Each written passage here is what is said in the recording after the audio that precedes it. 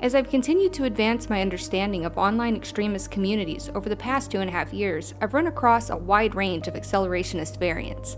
There is the effective accelerationists, a relatively harmless community which hopes to fast-track the evolution of human civilization through advancements in tech. There's the cult-like community of Hegelian accelerationists who want to transform American society into a DAO technocracy.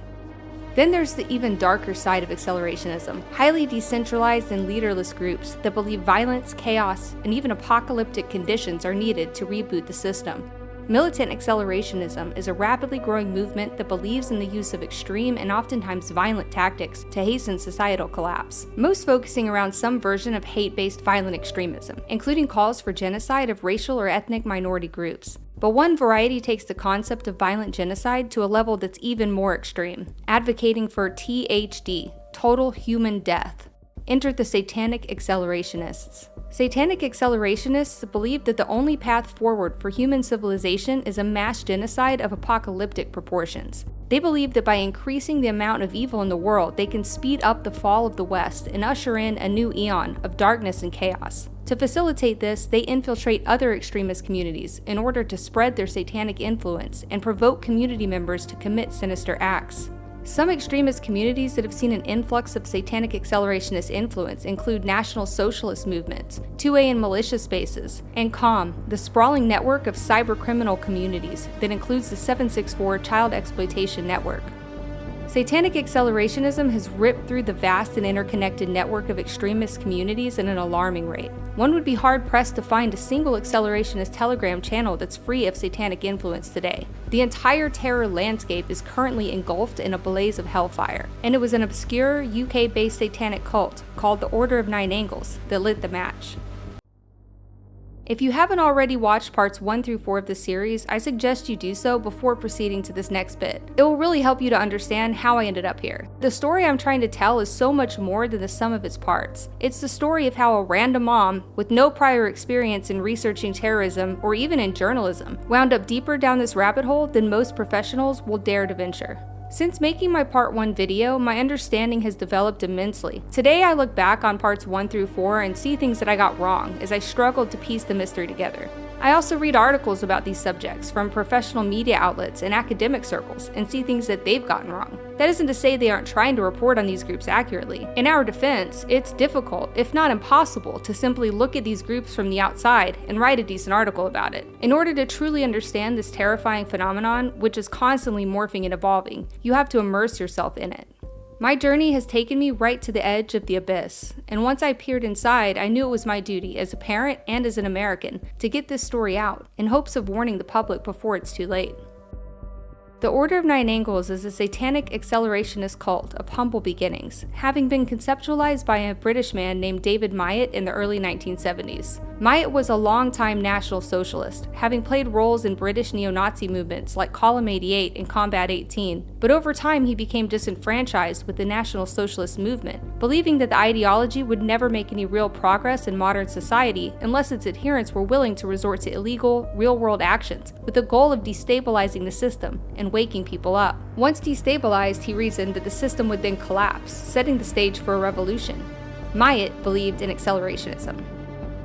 Myatt's motivation for starting the Order of Nine Angles cult is a subject of debate, and unfortunately it'll probably remain that way for all eternity, because there's a notable lack of factual evidence to review. Myatt created an elaborate maze of fictional lore around himself and around the history of the O9A. It remains my opinion that Myatt designed his cult to attract young, edgy occultists that he could then manipulate and mold into his vision of the ideal National Socialist foot soldier. This tactic would seem especially appealing in the early 1970s, so soon after Charles Manson and the family reached unprecedented levels of death cult notoriety.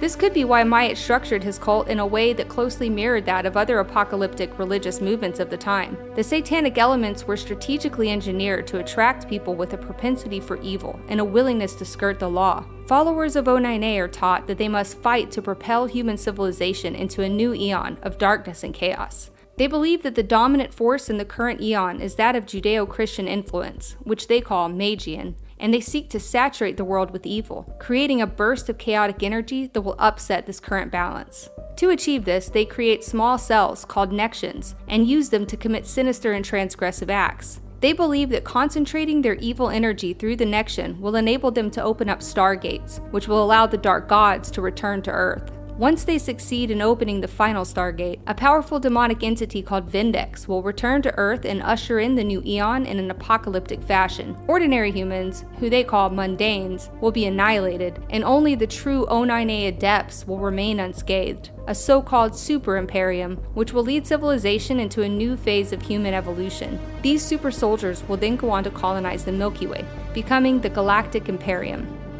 Followers of O9A are thus instructed to go into the world and contribute to the sinister agenda by facilitating evil acts, which include acts of violent extremism, subversion, and even human sacrifice, which they call culling, in order to accelerate the fall of the current Eon and establishment of the Imperium. In the early days, all activities of the O9A took place in the physical world. Today, they've exchanged the burden of leaving their homes for the much more fruitful digital environment. The internet is their playground. O9A browse social media and other apps in search of communities that they can infiltrate and steer towards evil. Communities like the 764 network are valuable in this regard because they're already criminal and transgressive in nature. The Niners call this sinister potential, and they call the people within these communities opfers. Opfers aren't true O9A adherents, they're simply conduits being used to channel evil into the world. O9A influenced groups like 764 are often labeled, incorrectly, as O9A Nexions. While members of these groups do sometimes claim to be O9A adherents and co-opt their aesthetics, they aren't suited to advance their status within the O9A. To do so, they would first have to undertake the trials of the Sevenfold Way.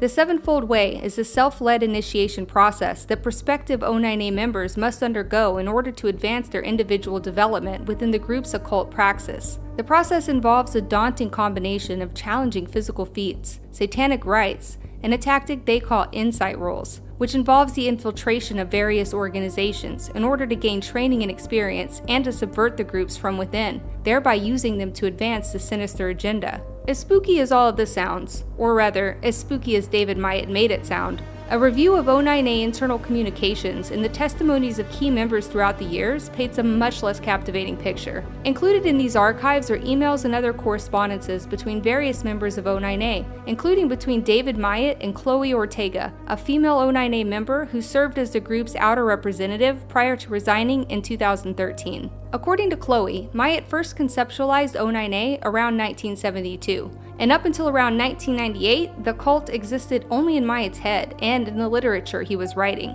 During that time, there was very little involvement from others, and no official Nexions existed in the real world. Throughout the 80s and 90s, David Myatt issued over 5,000 pages of publications about the O9A under the pen name Anton Long. Then, in 1998, Myatt converted to Islam for a period of 8 years, a feat which some believe represented the first insight roll.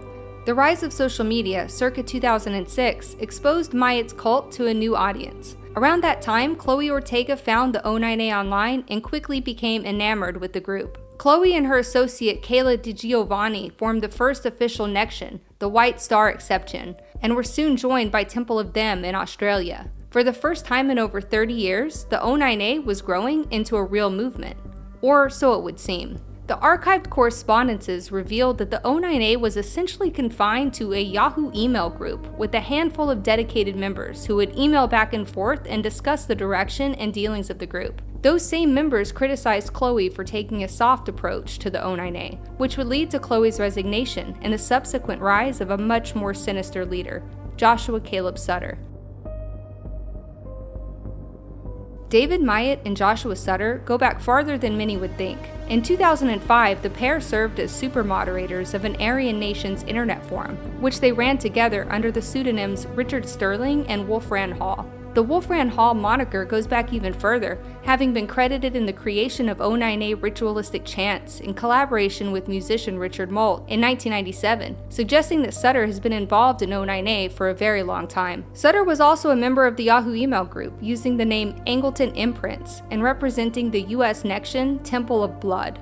On a fateful day in 2013, during a group effort by Myatt and other members to bait well-known conspiracy theorist David Icke into noticing O9A on his forum, Sutter interjected that the O9A needed to be more evil and willing to commit real-life evil acts. Desperate for attention and expansion, Myatt agreed with Sutter, stating that the current path of the O9A was too soft. Chloe, Myatt's chosen outer representative as well as his longtime cheerleader, took this personally and resigned from her role. In her place, Myatt sanctioned a Temple of Blood member named Jaw as the new outer representative, setting the wheels in motion for everything that would follow. Jaw, along with Sutter and his wife Jillian Hoy, continued to represent the Temple of Blood under the name Angleton Imprints, which eventually developed into Martinet Press. Sutter and Jillian Hoy used Martinet Press to publish violent, disturbing books replete with pedophilia and human sacrifice. The book Iron Gates, published in 2014, along with a sequel titled Bluebird, contained graphic descriptions and even glorification of human sacrifice and child sexual abuse. Sutter began to set his eyes on other violent accelerationist groups, such as the former Atomwaffen Division, as a vehicle to spread his sinister brand of Satanism. The influence of Temple of Blood would soon lead the O9A to become far more real and far more evil than David Myatt could have ever imagined. Atomwaffen Division was an accelerationist terror cell formed in 2015 as an offshoot of an online neo-Nazi forum called Iron March. Atomwaffen was small, consisting mainly of 4 members who lived in Tampa, Florida. In 2017, Atomwaffen founder Devin Arthurs murdered 2 other members in the apartment they shared with his co-founder, Brandon Russell. Arthurs was tried and convicted of the murders, while Russell, the remaining Atomwaffen founder, was arrested and convicted of explosives-related charges. The group was alleged to have been plotting a large-scale terror attack in the likeness of Timothy McVeigh. The arrests of Russell and Arthurs left Atomwaffen void of leadership, paving the way for a new era of accelerationist terror to take hold, one that would ultimately evolve into the foundation of Satanic Accelerationism. John Cameron Denton, known by the moniker Rape, seized on the opportunity to take control of Atomwaffen. Denton was an associate of Joshua Sutter and invited him to help lead the group. As a result, books from Martinet Press became required reading for Atomwaffen members, which jump-started the spread of O9A and TOB influence throughout the accelerationist ecosystem. Sutter's books Iron Gates and Bluebird were prominently featured in the group. In response, Atomwaffen adopted the saying, "Iron Gates now." But the O9A-inspired reading list wasn't the only thing that made Atomwaffen dangerous. Denton had another influential associate, a man by the name of James Mason. Like Joshua Sutter, James Mason got an early start in extremist spaces, having been involved in various US Nazi factions since he was 14 years old. And, like David Myatt, Mason believed that violent revolution was the key to National Socialism's success, that chaos and collapse were the keys to accelerating the revolution, and that appealing to edgy, violent youth was the key to inciting chaos and collapse. In 1980, James Mason began publishing a monthly newsletter called Siege, which he called a cookbook and a guide to aid lone wolf vigilantes in their mission to bring about collapse. Mason preached that only acts of terrorism could bring their dream of a race war to life. Given his desire to incite a race war, it may not come as much of a surprise to learn that one of Mason's biggest influences was none other than Charles Manson himself. Mason idolized Manson, and in 1981 decided he wanted to meet him. Mason wrote letters to 2 other incarcerated members of the Manson family, Sarah Good and Lynette Squeaky Fromm. Fromm being notorious for having attempted to assassinate President Gerald Ford in 1975. Good and Fromm vetted Mason and gave him their blessing to begin communicating with Manson. Mason saw the Manson family as the perfect model in the fight for the survival of the white race. Manson, in turn, saw Mason as a suitable conduit for continuing his work outside of prison. Together, the pair constructed a philosophical movement that they called the Universal Order. The Universal Order was introduced via the Siege newsletter in 1982. The logo, which features a reverse swastika along with 2 scales, was designed by Charles Manson himself. Mason said that the meaning of the term universal order was perfect balance and absolute justice in a world devoid of both. The idea of such a harmonious union between good and evil is a concept mirrored in O9A literature, as well as in the literature of another infamous occult group rumored to have been a major influence over Charles Manson and the family, a group known as the Process Church of the Final Judgment. John Cameron Denton was an ardent believer in James Mason and idolized Manson as a powerful figure, superior to Hitler. As a result of his leadership, Atomwaffen Division saw the convergence of 2 very dangerous concepts: siege culture and Satanism. As Sutter's influence grew within the group, more O9A connected members joined in the fray. A person called Dark Foreigner acted as a chief graphic designer, blending Temple of Blood and Siege aesthetics, and contributing to the viral spread of Atomwaffen propaganda. This aesthetic remains prominent in the present-day Satanic Accelerationist landscape. In March of 2020, John Cameron Denton and his associate Caleb Cole were arrested for using swatting and harassment to target journalists and other high-profile figures. James Mason issued an official announcement that Atomwaffen was disbanding. This wasn't entirely true. Counterterrorism experts noted that the group was still actively expanding its influence in Europe at the time. In October of 2020, 2 members of Atomwaffen were deported from Ukraine after attempting to join the infamous Azov Battalion. During the legal proceedings for Denton and Cole, a bombshell discovery led to the biggest plot twist in the saga thus far. Court documents submitted by the defense counsel revealed that Sutter was a paid confidential informant for the FBI, and that the arrests of Denton and Cole were facilitated, in part, by Sutter. News of Sutter's informant status spread like wildfire, with the story being reported on by several major media outlets. They pointed out, correctly, that even though Sutter's actions helped bring down Atomwaffen, his influence on the overall accelerationist landscape had far-reaching consequences that continue to fester and proliferate evil to this day. Sutter conducted these operations for the FBI while simultaneously infusing O9A aesthetics and philosophy into these same accelerationist spaces. His vile and sadistic brand of Satanism was like a cancer which metastasized, spreading through adjacent communities and inspiring spin-off groups devoted to child exploitation and mass murder. David Myatt watched in horror as the group he spent 40 years creating